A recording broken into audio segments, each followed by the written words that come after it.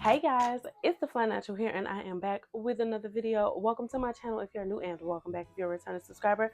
If you're new and not yet subscribed, make sure you do yourself a favor and join the family by hitting that subscribe button, because I guarantee if you have good taste, and it's only if you have good taste, you'll definitely like it.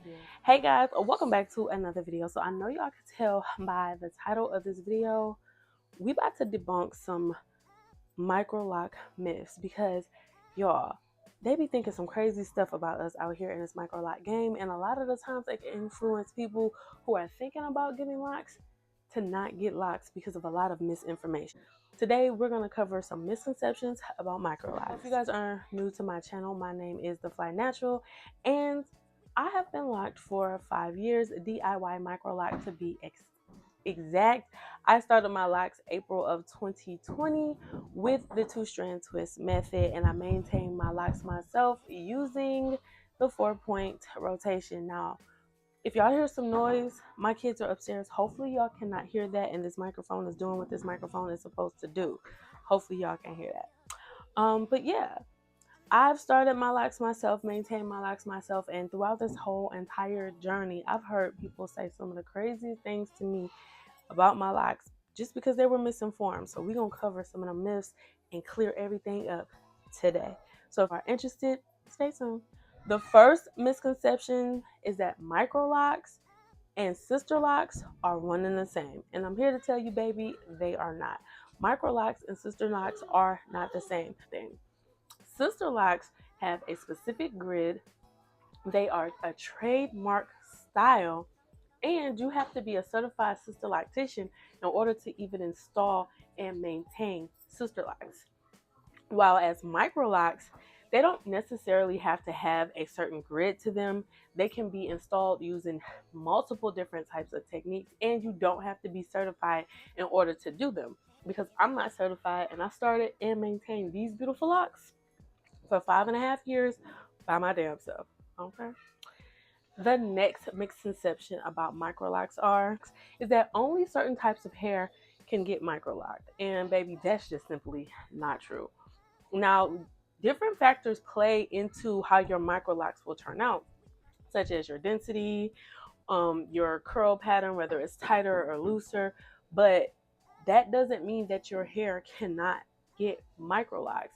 It just means that your hair may take better to a different type, different starter techniques, such as instead of getting twists, you can get braids.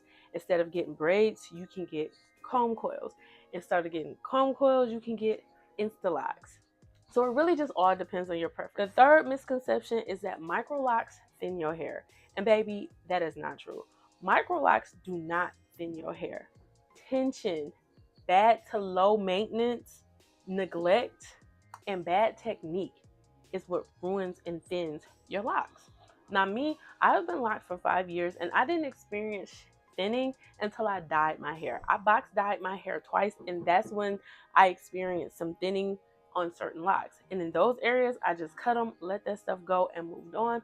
And my locks are thriving overall. But if you constantly put tension on your hair, if you're constantly putting protective styles over your hair, having it So bottom line is, microlocks don't thin your hair. Neglect to your microlocks is what thins your hair. Because just like with traditional locks, or hell, even just loose natural hair in general, you have to take care of it in order for it to grow and thrive. And if you don't, then it's going to definitely show. So microlocks don't thin your hair. Your neglect to your microlocks does. So remember that. The next Microloc misconception, and I cannot believe that I'm saying this in 2025, is that Microlocs are not versatile.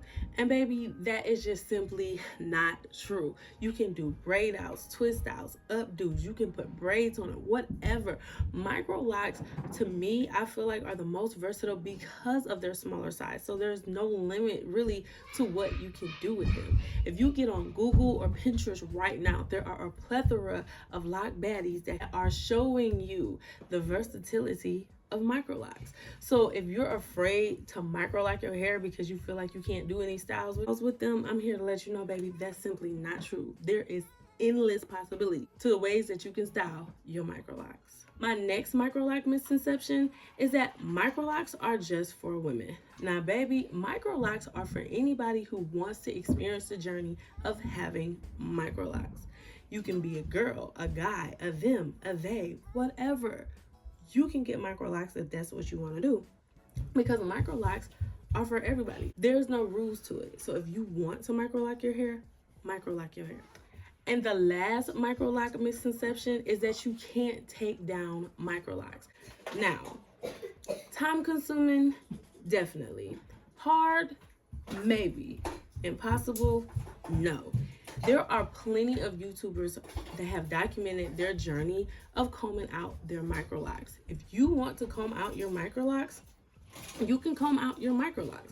Now, me, I'm not doing it. I've said it plenty of times on this channel that once it's time for me to end this particular journey with these Microlocs, I'm gonna cut them, because it took me 3 days to install. Ain't no telling how long it's gonna take me to comb them out. No.